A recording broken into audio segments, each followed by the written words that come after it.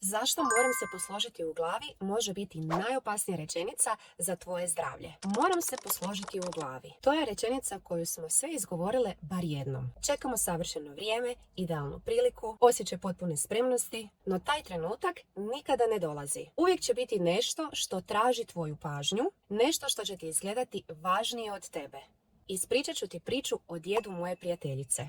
Djed moje prijateljice cijeli svoj život posvetio je poslu. Vjerovao je da će jednom, kada dođe u mirovinu, imati vremena za sebe, za uživanje, za obitelj. No realnost ga je dočekala drugačije. Mladost je došla i prošla, a pripreme za starost su izostale.